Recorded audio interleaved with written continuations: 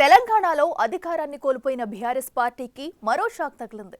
నాగర్ కర్నూలు జిల్లా అచ్చంపేట మాజీ MLA Guvvala Balaraju BRS కు రాజీనామా చేశారు. తన రాజీనామా లేఖను పార్టీ అధినేత కేసీఆర్ కు పంపించారు. అచ్చంపేట నుంచి బాలరాజు 2 సార్లు ఎమ్మెల్యేగా గెలుపొందారు. 2014 నుంచి 2023 వరకు ఎమ్మెల్యేగా పనిచేశారు. గత ఎన్నికల్లో ఓటమి పాలయ్యారు. ప్రస్తుతం నాగర్ కర్నూలు జిల్లా బీఆర్ఎస్ అధ్యక్షుడిగా ఉన్నారు. గత ఆదివారం బీజేపీ రాష్ట్ర అధ్యక్షుడు రామచంద్రరావుతో బాలరాజు భేటీ అయ్యారు.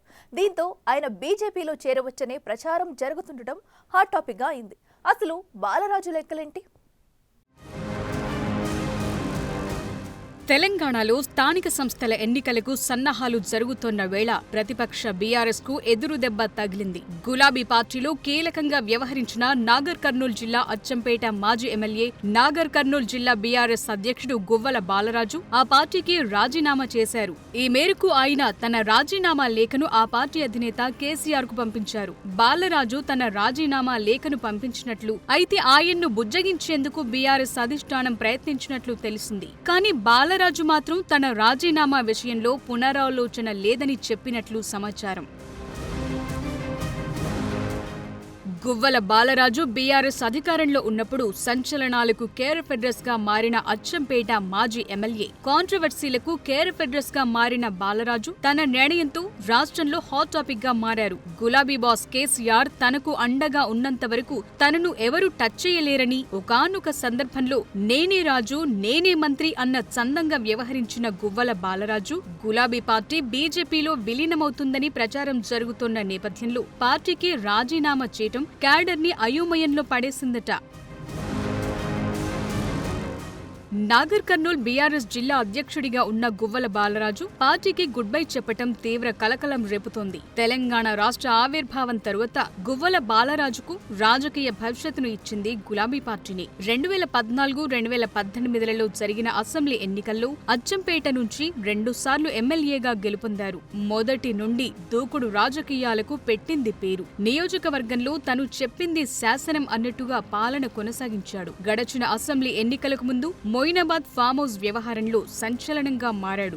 ఇక గత ఎన్నికల్లో కాంగ్రెస్ పార్టీ అభ్యర్థి చిక్కుడు వంశీకృష్ణ చేతిలో పరాజయం చవిచూశాడు. గత కొన్ని నెలలుగా పార్టీ కార్యక్రమాల్లో నామమాత్రంగా పాల్గొంటూ వచ్చిన ఆయన అధిష్టానంతోనూ అంటిముట్టనట్లుగా వ్యవహరిస్తూ వచ్చాడు. తాజాగా పార్టీకి రాజీనామా చేసి మళ్లీ వార్తల్లోకెక్కాడు. గులాబీ పార్టీ నాగర్ కర్నూలు జిల్లా అధ్యక్షుడిగా కొనసాగుతోన్న గువ్వల బాలరాజు తన రాజీనామా లేఖను బీఆర్ఎస్ అధినేత కేసీఆర్ కు పంపించాడు. లెటర్లో తను తీసుకున్న ఈ నిర్ణయం అంత తేలిగ్గా తీసుకోలేదని, అవసరమైన సమయంలో మద్దతు రాకపోవటం వల్ల తనకు చాలా బాధ కలిగించినట్టు, అందుకే పార్టీపై అసంతృప్తితో రాజీనామా చేస్తున్నట్టు లెటర్లో ప్రస్తావించాడు. ఆయన రాజీనామాతో పాటు నియోజకవర్గంలో ఉన్న తన అనుచరగణాన్ని సైతం తన వెంట తీసుకెళ్లేందుకు ప్రణాళికలు రచిస్తున్నట్టు తెలుస్తోంది.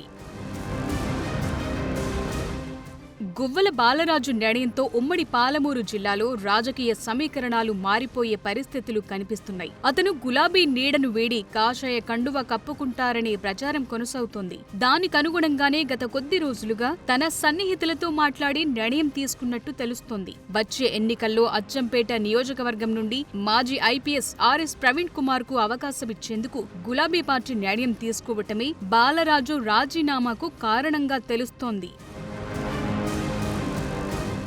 అదలా ఉంటే గువ్వల బాలరాజు తన అనుచరుడితో మాట్లాడిన కాల్ రికార్డింగ్ సోషల్ మీడియాలో చక్కర్లు కొడుతోంది. బీఆర్ఎస్ ను బీజేపీలో విలీనం చేస్తున్నారని, దానికన్నా ముందే తనే బీజేపీ పార్టీలో చేరటం ఉత్తమమని భావించి పార్టీకి రాజీనామా చేశానని బాలరాజు సదరు నాయకుడితో మాట్లాడినట్లు ఫోన్ కాల్ మెసేజ్ వైరల్ అవుతోంది. ఫైనల్ గా తను ఏ పార్టీలోకి వెళ్లబోతున్నాను అనే నిర్ణయం 9వ తేదీన డిక్లేర్ చేస్తానని ఆయన ఆ సంభాషణలో వెల్లడించారు. కొన్ని రోజులుగా బీజేపీ నేతలతో గువ్వల బాలరాజు టచ్ లో ఉన్నారట. అతను ఈ నెల 9వ తేదీన కమలం గూటికి చేరనున్నట్టు ప్రచారం కొనసాగుతోంది. బాలరాజుతో పాటు ఉమ్మడి పాలమూరు జిల్లాకు చెందిన మరో 2 మాజీ ఎమ్మెల్యేలు రాజీనామా చేసే అవకాశముందన్న టాక్ గులాబీ శిబిరంలో గుబులు రేపుతోందంటున్నారు.